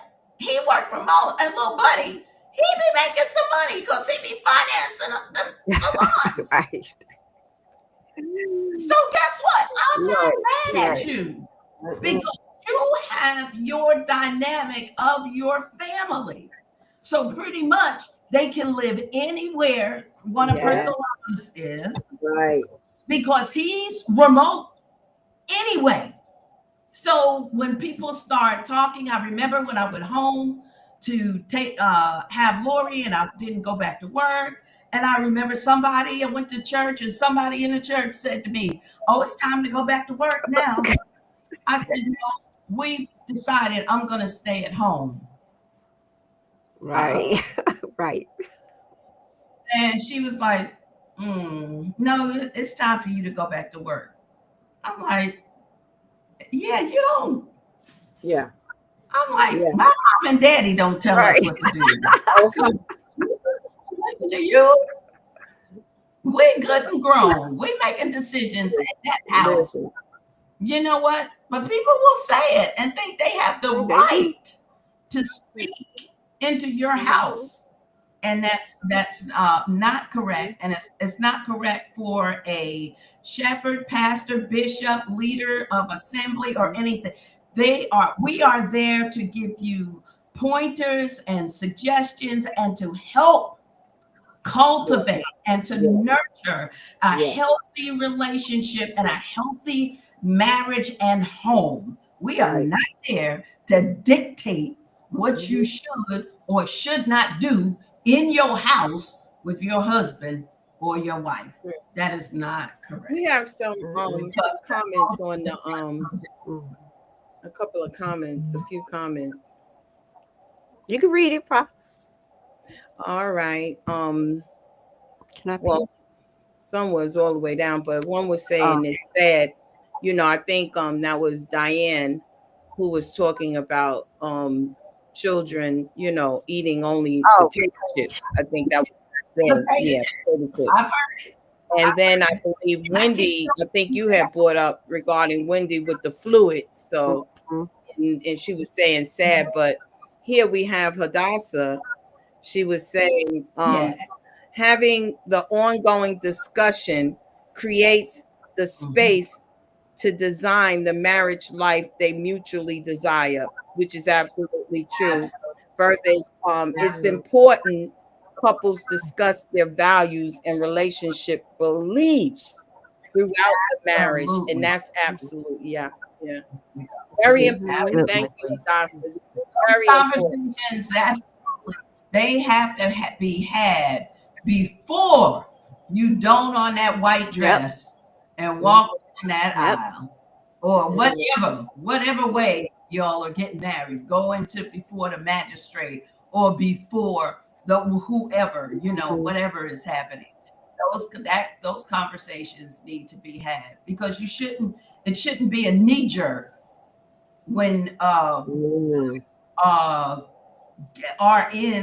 you're married, and then he looks at you and says, you get ready to quit your job. No wife of mine gonna work. Wait a minute. Wait a minute.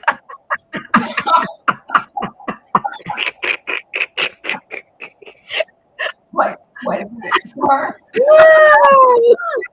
Because the conversation, you know, and it's the thing with your professional, or if you love your job, if you are what they call them, a brutista, if you making coffee at Starbucks and you love your job, making Yeah. You should be able to say, look, honey, I like my little job. You know what I'm saying? That's, you gotta have the conversation. And you have to be okay, women. You have to be okay with getting up from the table and saying, this is it doesn't That's right. this will be a good match, because Right. you want me to stay at Yes. home and I'm really not interested in doing that. Mhm. Or you want to have children right away and I don't want to have children right away. Or you want to have children and I can't have children. Mhm. So what just you have to be ready to get up and leave that dinner Yep. table wherever you are in that restaurant, talking these things through, or wherever you decide to meet to talk those things through. You have to be able to and willing to say, this is not going to work. Yeah. I mean, even though marriage, we compromise in marriage. We all do that. But that is not something you compromise. You cannot compromise the fact that you want to have children. You can't compromise the fact that your soon-to-be husband or wife does not desire to have children. There's no compromise in that. So, yes, I absolutely agree. You have to be the big girl, put your big girl jaws on and say, you know what? Absolutely. But this ain't gonna work because our values are different.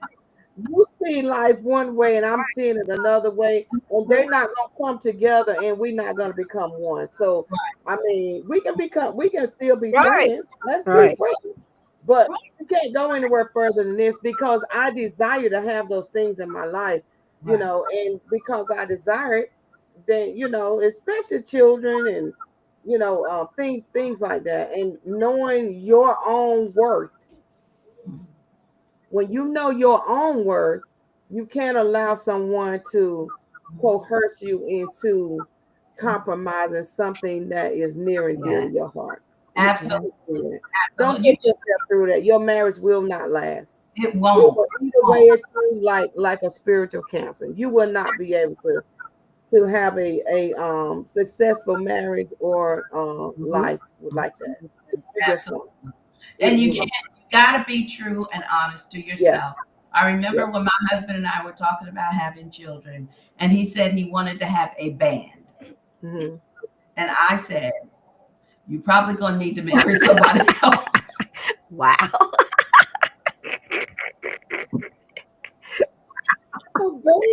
I said, maybe I'll have 4. I started out with 4. I said, I could maybe have 4. And he said, okay, well, I could work with that. And then we had Calvin, and it was like, 4 is probably not going to happen either.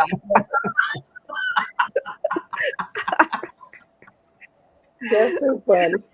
A band. He got a keyboard player, the bass drum, the drummer, he got the lead, and he got the bass.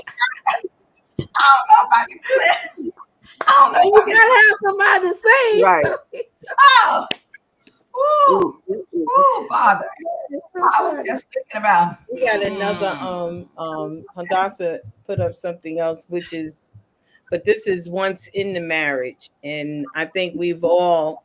Well, I know people switch. Yeah, we both, have no situations like this where it says people change and switch it up in the marriage.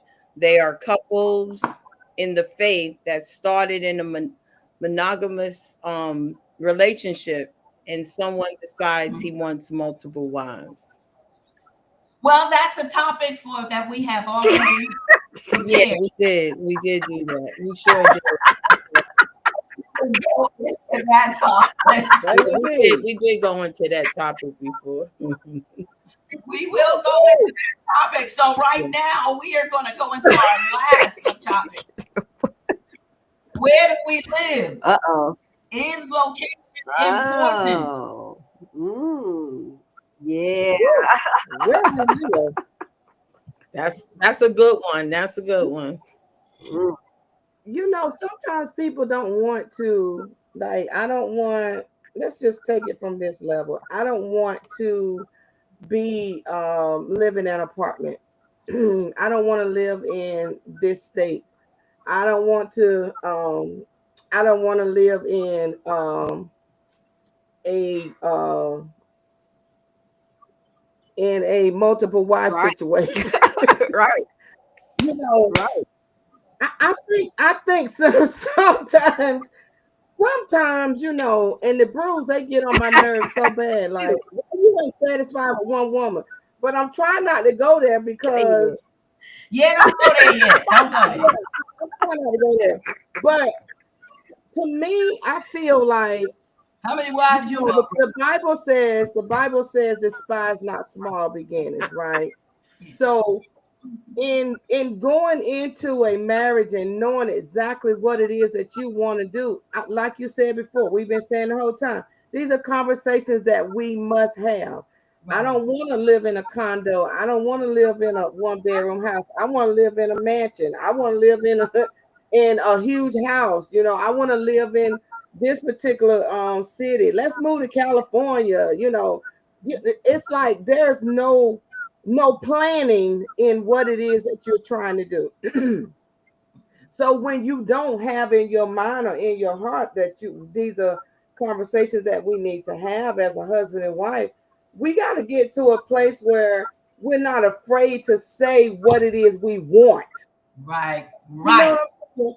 Like, Right. I need to tell you exactly what I want, and I'm not going to be afraid to say what I want because I got to stand up in my own truth every day.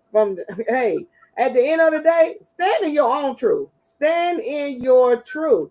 Do not be coerced into something that you know in your heart you don't want. You don't Only want. because you want to get married. Some Right. people are in love with just wanting to be married. You in Married. love with being Right. in love with being married. Right. Instead of, looking at it like this is a life Right. thing. Like Prophet Deborah said, this is life. You marry for life. You don't marry because you're Right. burning. You don't marry because you feel like, oh, this person's nice. They a nice little arm piece to me, nice little eye candy. Let me marry this person. When they knocking you upside your head every chance they get. Yep. Oh. Yep. You know, so it's like you got to stand in your own truth. So for me, if I'm looking at, I may not want, going to the justice of the peace. I Right. want to go through the premarital counseling. I want to be married in an assembly.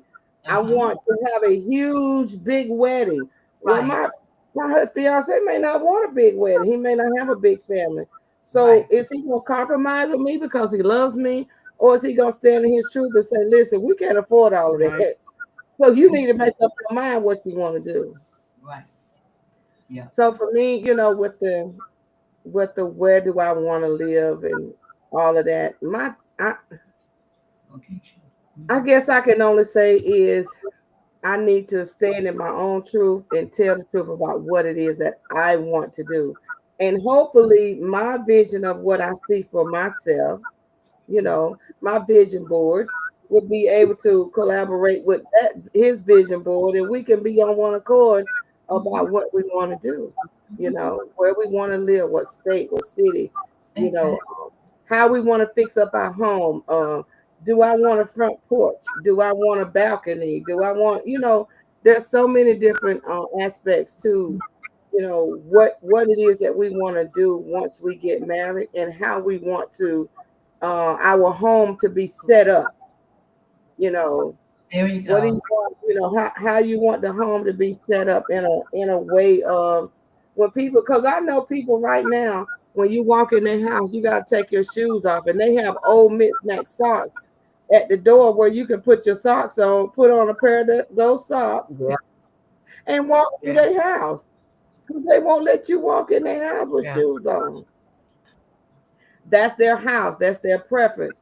If you want to come into their home, then that's what their Right. rules are. You know what I'm saying? So Those are. I would say something else, but I won't. What? I better not say that part. I'll stop right there. But you know what? When I got married, now I remember my husband, okay, because I was living in Gary, Indiana. For anybody that know Gary, Indiana, I don't have to explain it to you. And I know the song. Right. All I know is the Jackson 5 is from there, right? Gary, I've been through it. Gary. okay, It's pretty rough. It's truly the hood.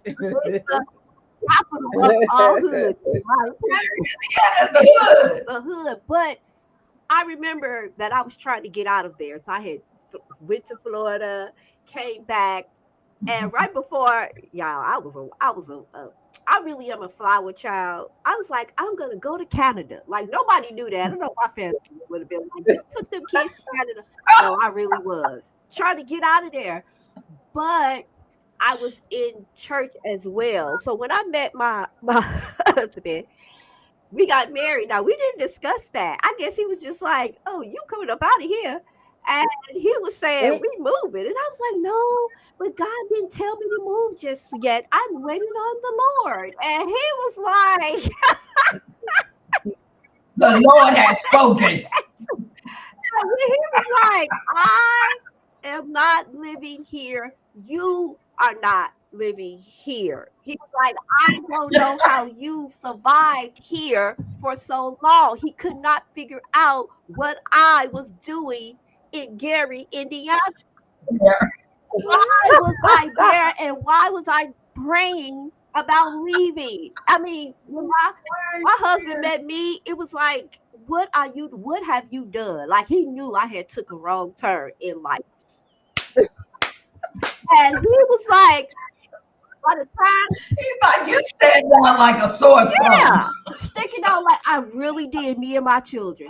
And I remember I was trying.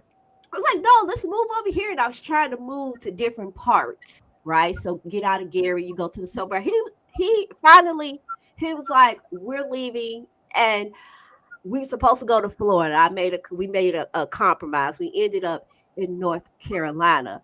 But I knew that I should have listened to my husband. Like the life that I wanted and the person that I am, it was not going to work in that city. No matter how much you pray, no matter how much you go to church, and all your little church friends just as crazy as you, because they stay in no jobs, education is crazy, and you want to stay there waiting on God. Now, the people of faith got to stop that, because the Most High, I'm gonna be like, I never told that child. She ended up there because of her fast ways and ended up in this city. Nobody told her. But sometimes if you a person like me, very highly religious, spiritual, religious, and you waiting on God, I'm so thankful that the Most High sent me a grounded person to say, come down to planet Earth and take a look around you. This is not going to work, and it's not going to work. And I was like, my husband is not finna put up with my mess. I knew what type of husband I had. He obliged. I think we stayed there a year after marriage. He obliged me for a year. And he was like, we're leaving. We are leaving. And you have to know that if you are the one that don't really have a vision, maybe you don't know what you want. Maybe you haven't thought about that.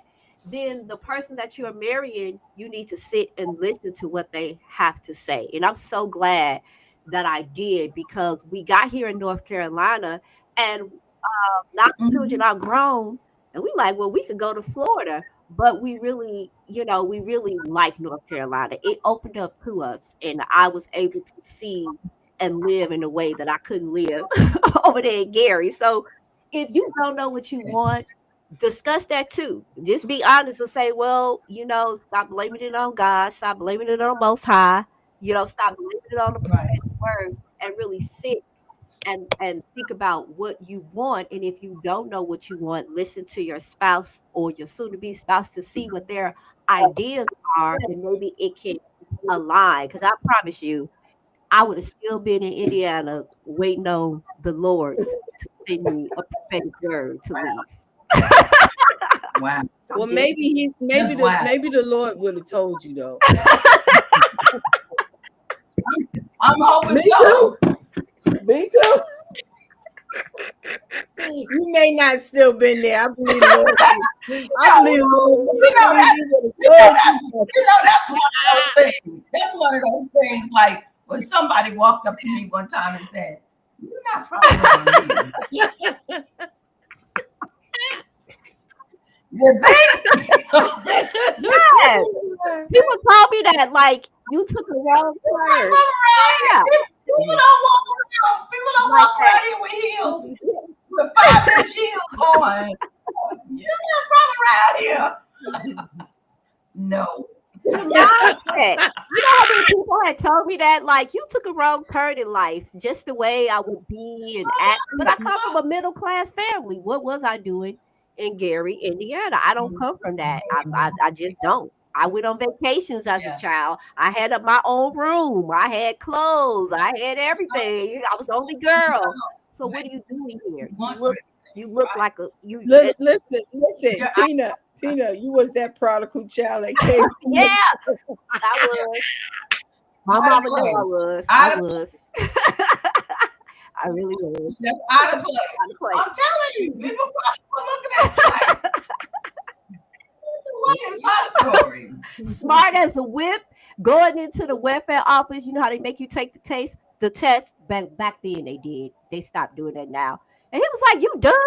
I said, "Yeah, the test was easy." And he was looking at me like, "You don't even need to be. What are you doing? What are you doing?" I remember trying to go out to have a good time, and I didn't know about that. You know, I was a suburban girl. And a police officer came. He said, "You was never supposed to be here. Go home. What are you doing here?" He signaled me out of everybody. "What are you doing here? You don't belong here." It was the Most High had been telling me, "Get out," but you just get out. I'm telling you. I'm telling you, can always see that you stick out like a sore thumb. Yeah. Yeah. When I moved to High Point, I had a speech problem because I was from the sticks for real. Yeah, I grew up on a farm. We talked like this. We couldn't say rice. We said rice. Yeah. Yeah. Rice.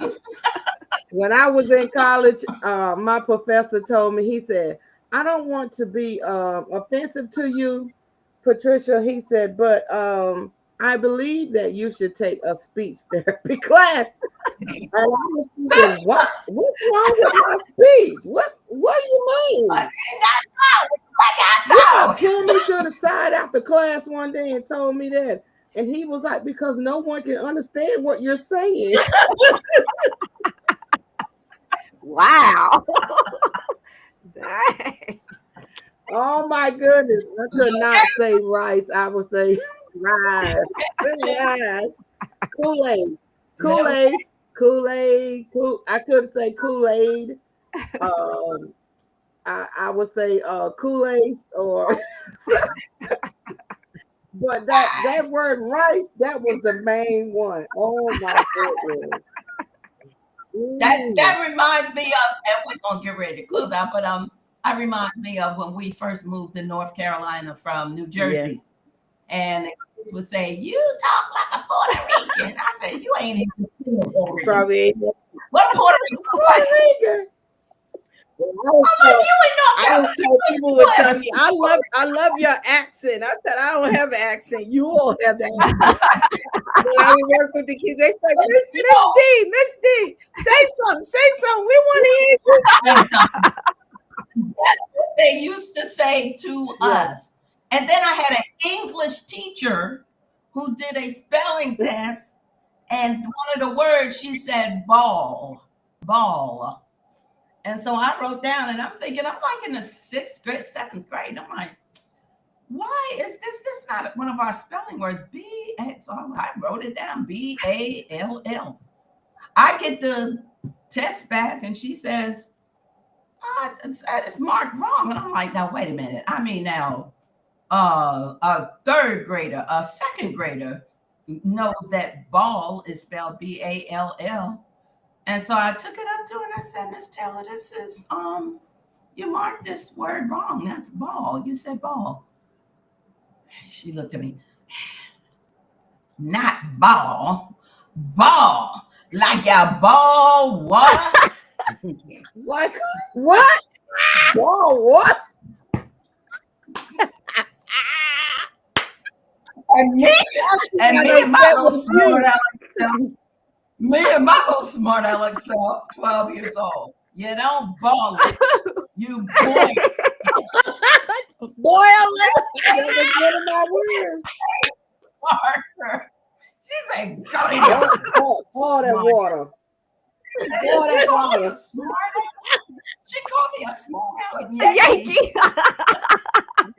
Yeah. I said, well, we won the war. There was a civil war. There was a civil war and we won. Oh no. You really wasn't like No. Oh my goodness. They would call me a smart aleck Yankee. And I'm 12 years old. I'm like, you don't know how to talk. I went home. I said, well, I don't understand. What did she say? And she's an English teacher. Ball. Like a ball water. Please. Ball and water and such. I didn't. Now me, I probably would have understood what she said. You probably would have. I probably would have. what I used to tell because David is from down here. You know, he was born in South Carolina. Okay. Certain words he would say. Yeah. And I said, David, say road. He said, leave me alone. He said road. Road. They went down the road. We don't say road. Road. Road. Well, I got cousins that say went down the road. Yeah. Oh, wow. It's bad. Oh, Our speech is something else. You know, knowing where you come from, your speech can be, I'm telling you, it can be something else. People don't understand what you're saying. It could, yeah. It's cool. Absolutely. And the thing of it is, that's another thing. You know, how, you know, because if you marry somebody who is really, that's a dialect that you can't even hardly understand, remember that they're going to be one of the adults in the house, and the children could really take after, you know, how they are pronouncing you want to know things. something which is so funny to me? One of my girlfriend, she lives in New York, and she's originally from Baltimore, but you know, she has a northern. Her husband is Jamaican, but mind you, he's been here in the United States. They've been married over 40 years. Over 40 years, but I think he's gotten a little better. But he's the sweetest as pie and awesome cook. And he has the most beautifulest smile. So when I go, I say, hey, Mr. Boy. He said, hey, Sister Debbie. Sister Debbie, how you doing? And then he goes on into this talk. And I'll be like, yeah, Mr. You don't know what he's saying. I said, Frida, do you know what? She said, I don't know. You're married to the man and you don't even understand him. I get now you do. But I thought that was so funny. But all I know is, now I understand him. But he would say, hey, Sister Debbie. He's just like, yeah, Mr. Buck. Yeah, how you doing? So, location where we live. It's so funny. If it matters to you, then it needs to be truthful with it and say, I do not want to live in an apartment. Right. If we live in an apartment, I only want to live in there for a year. Right. I remember our son, when Calvin and Shamika got married. And Shamika was like, Calvin James is being mean to me. And I said, well, what in the world? What did he do? He won't let me decorate. And Calvin was like, no, we ain't staying in this apartment but a year. We stay in this apartment 1 year and we're buying a house. Well, I ain't about to put all my money in no apartment, no rent. I'm telling you, they were of that apartment in a year, but he didn't. I was like, Calvin, you gotta let her Yeah. hang pictures. Come on. You can't just Too much to do she when can we hang a move. picture. He was like, no, I don't want you putting Yeah. nothing up. Nothing up. Don't get comfortable in this place. We won't be here long. We won't be here long. There ain't no pictures on the wall. We ain't gotta take pictures down. Don't put nothing nowhere. Nothing. Don't decorate nothing. Wow. Oh, my goodness. Oh my goodness.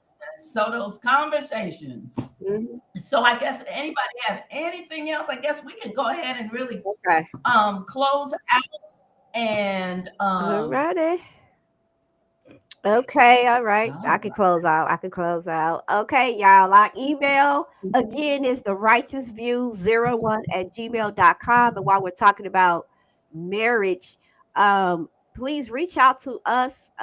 Put y'all on the spot. But I know that our lovely co-hosts can really help you, especially if you don't feel comfortable, if you don't have a community to ask these questions and to get a very sincere and mature, well-rounded answer.